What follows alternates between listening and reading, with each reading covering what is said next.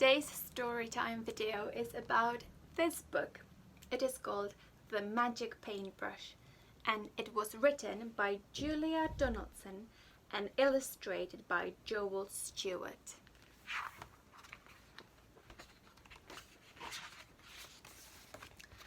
The Magic Paintbrush. Have a look at this picture. Who might this girl be? And what might she be holding?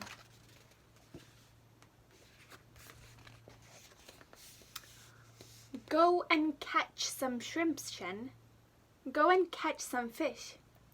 Go and gather oysters to fill the empty dish.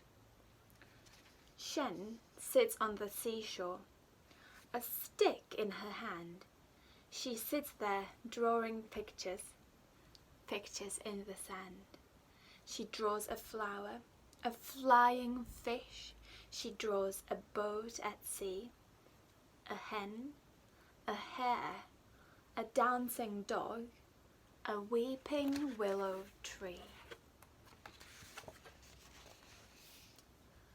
The waves roll in and wash away the pictures in the sand, but on a rock there sits a man, a brush in his hand.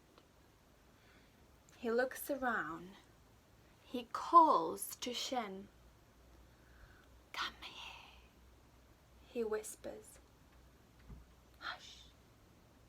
We don't want all the world to know about this magic brush."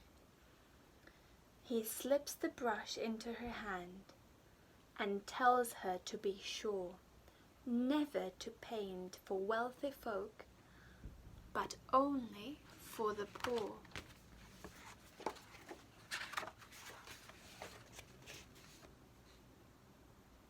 Did you catch some shrimps, Shen? Did you catch some fish? Did you gather oysters to fill the empty dish? No shrimps, no fish, no oysters. Shen laughs and runs inside.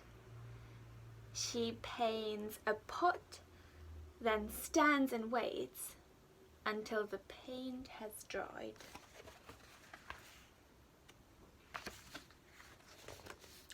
The paint dries on the paper. The painting of the pot is not a painting anymore, but real and steaming hot. The pot is full of shrimps, Shen. The pot is full of fish. The pot is full of oysters to fill the empty dish. The village people hear the news. Into the house they rush. The young and old all want to see Shen and her magic brush. She paints a melon for a boy, a ladder for a man, a basket for a woman, and for a girl, a fan. And soon the news spreads far and wide, and people stand in queues for blankets, boats, and buffaloes, for hats and coats and shoes. The news spreads over fields of rice and over desert lands, until at last, inside Shen's house, the powerful emperor stands. "I order you to paint a tree and make it very big. Instead of leaves, paint golden coins, 100 on each twig." Shen shakes her head. "Your Majesty, I promised to be sure never to paint for wealthy folk, but only for the poor." The emperor scowls and stamps his foot. He bellows to his man, "Seize the magic paintbrush and seize the girl called Shen." Now Shen sits in a prison, upon a cold stone floor. She waits there till the emperor opens the prison door. He holds the magic paintbrush. He orders, "Paint the tree! Paint me a tree of golden coins, and then you shall go free."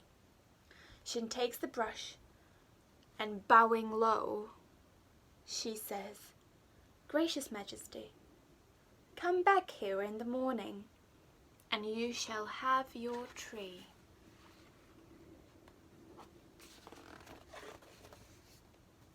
That night, the emperor lies in bed and dreams about his tree, while Shen is busy painting a horse and a key.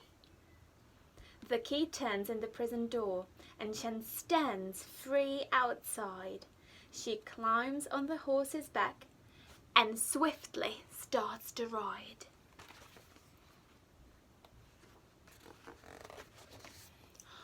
"Where are my coins?" the emperor shouts. "Where is my golden tree? Where is the magic brush?" he cries. "Who let the girl go free?" He climbs onto his fastest horse and rides with all his men. Over the fields and desert sands they gallop after Shen.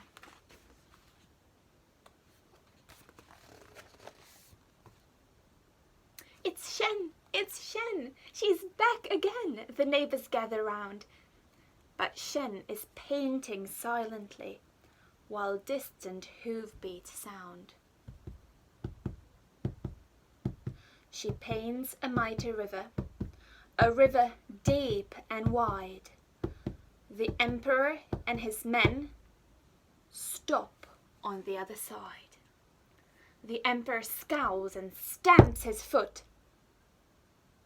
He shakes his fist at Shen. "I'll swim across your river, and so will all my men." But Shen is busy painting a beast with scales and claws. Its scarlet wings are open, and flames curl from its jaws. "My dragon needs a tail," says Shen, "and then it will be real. Yes, then it will be roaring and ready for a meal. Now, shall I paint that tail?" she asks, "or would you rather go?" She dips her brush into a pot. The emperor cries out, "No!" He turns his horse and rides away. Away ride all his men. Shen takes the magic paintbrush and starts to paint again.